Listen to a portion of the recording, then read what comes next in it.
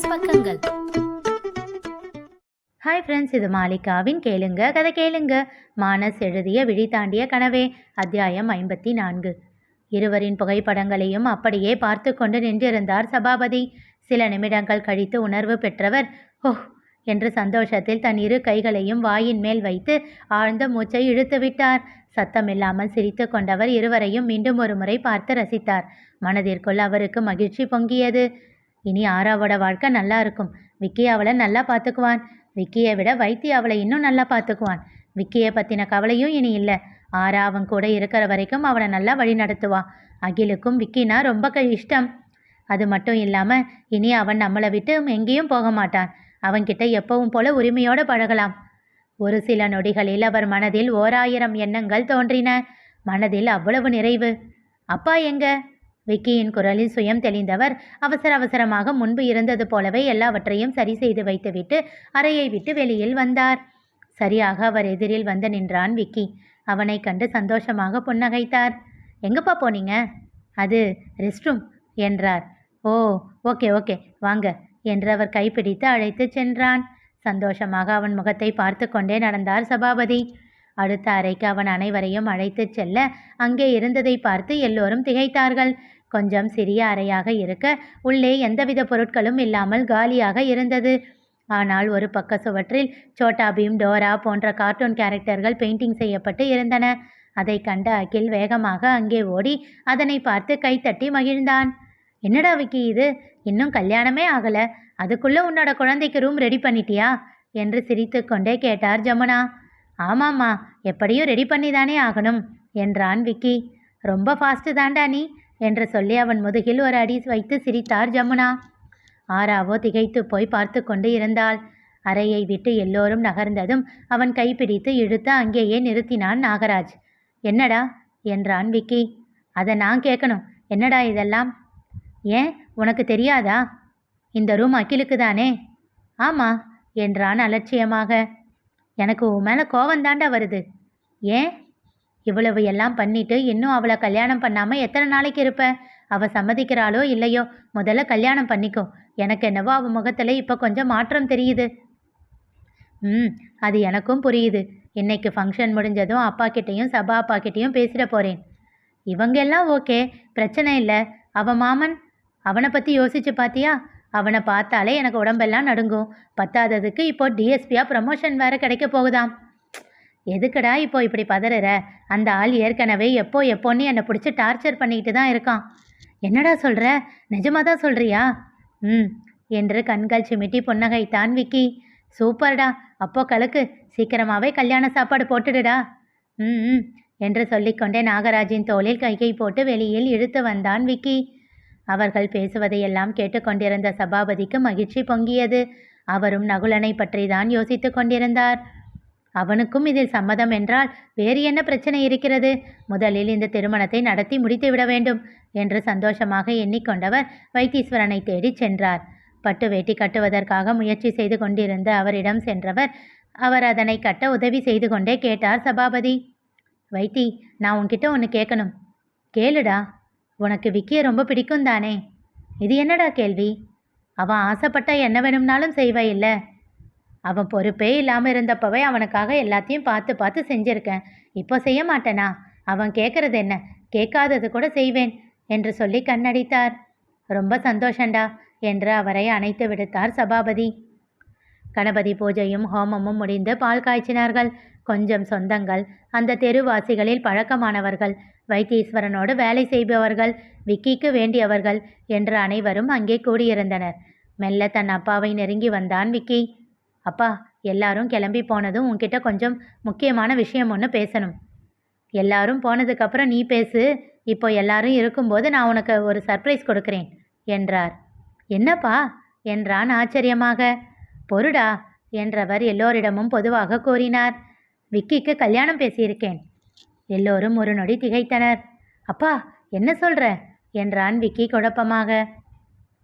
இருடா சொல்கிறேன். இத்தனை நாள் நீ சொல்லிக்கிட்டு இருந்த ஒன் சைட் லவ்வை நான் டபுள் சைடாக மாற்றி நேற்று பொண்ணு வீட்டில் பேசி தட்டு மாற்றி ஃபிக்ஸ் பண்ணிட்டேன். அப்பா என்றான் ஆச்சரியமாக. அவன் பார்வை ஒரு முறை ஆராவை தீண்டியது. அவளும் ஆச்சரியமாகத்தான் பார்த்து கொண்டு இருந்தாள். என்னண்ணா சொல்கிறீங்க? யார் அந்த பொண்ணு என்றார் சாந்தி. சொல்கிறது என்ன, அந்த பொண்ணையே இப்போ காட்டுறேன் என்று சொல்லிவிட்டு ஆராவின் பக்கம் திரும்பி வாமா என்று அழைத்தார். அவள் திகைப்பாக பார்த்து கொண்டிருக்கும் போதே அவள் பின்னால் வாயிலிருந்து வந்து கொண்டிருந்தார்கள் அவர்கள். முதலில் ஆராவை தான் அழைக்கிறார் என்று விக்கி எண்ணி இருக்க அவள் பின்னே வந்த பெண்ணை கண்டு திகைத்தான். ஹாசினி என்று அவன் உதடுகள் உச்சரித்தன. அவன் முகம் இறுகி போனது. இதனை அறியாத ஆரா இந்த சூழ்நிலையை எப்படி கையாள்வது? தன்னைத்தான் வைத்தீஸ்வரன் அழைக்கிறாரா என்று குழப்பமாக பார்த்து கொண்டிருக்கும் போதே அவளை கடந்து உள்ளே சென்றாள் ஹாசினி. பின்னால் அவள் அப்பாவும் அம்மாவும் செல்ல மூவரையும் வரவேற்றார் வைத்தீஸ்வரன். அப்பா, என்ன பண்ற நீ என்றான் விக்கி அவர் காதோரத்தில். எனக்கு தெரியும்டா, நீ இவளை தானே லவ் பண்ற. இவ தான் உன்னை 1 வருஷமா துரத்தி துரத்தி லவ் பண்றாளாமே. எல்லாம் விசாரிச்சிட்டேன். இவளை பற்றி தானே என்கிட்ட சொல்ல போற. எங்கள் அப்பாவுக்கு பிடிச்ச பொண்ணை தான் கல்யாணம் பண்ணிக்குவேன்னு இவகிட்ட சொன்னியாமே. அதை பற்றி தானே என்கிட்ட இப்போ பேச ட்ரை பண்ணிக்கிட்டு இருந்த. எப்படி, உனக்கு முன்னாடியே நான் எல்லாம் கண்டுபிடிச்சிட்டேன் பாத்தியா? தெரிஞ்சுக்கிட்டு நேத்தே உனக்கும் அவளுக்கும் கல்யாணம் பண்ணுறதா பேசி முடிச்சிட்டேன். இப்போது நிச்சயத்துக்கு நாள் பார்க்க வந்திருக்காங்க. கையோட கையா அதையும் இப்போ பேசி முடிச்சிடலாம். என்னடா சந்தோஷமா என்றார் வைத்தீஸ்வரன் மகிழ்ச்சியாக.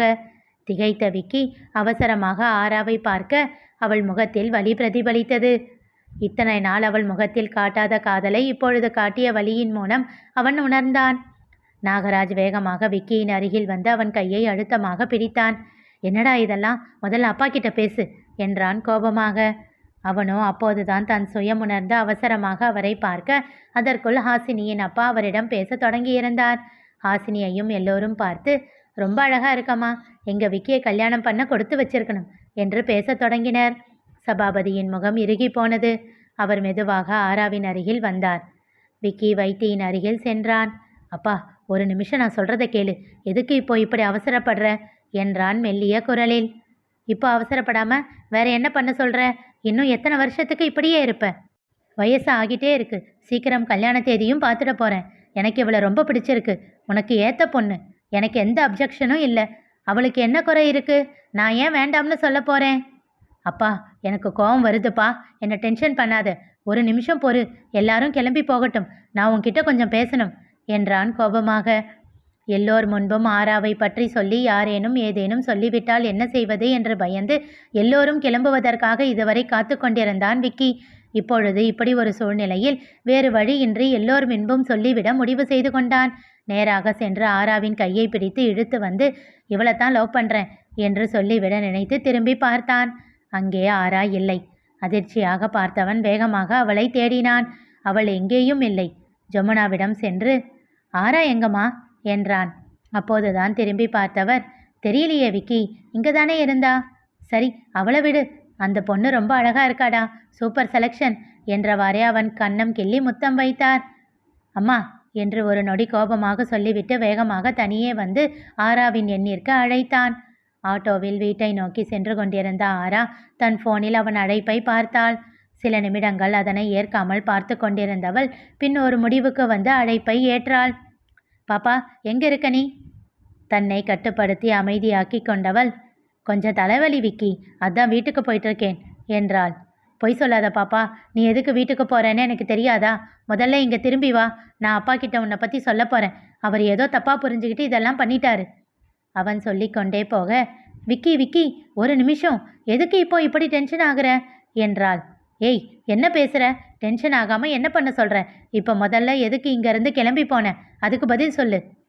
விக்கி, பொறுமையா இரு, நான் சொல்கிறத கேளு. அந்த பொண்ணு நல்லா இருக்கா. அங்கிளுக்கு அவளை ரொம்ப பிடிச்சிருக்கு.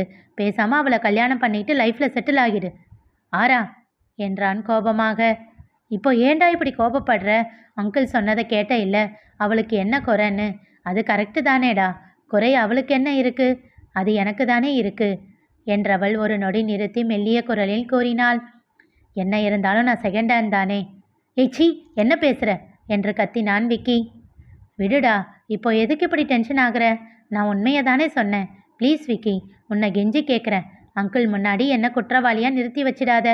எனக்கு உன் மேலே எந்த கோபமும் இல்லைடா. நீ நல்லா இருந்தால் முதல்ல நான் தானே சந்தோஷப்படுவேன். ப்ளீஸ் ப்ளீஸ், என்னை கொஞ்ச நேரம் டிஸ்டர்ப் பண்ணாத விக்கி.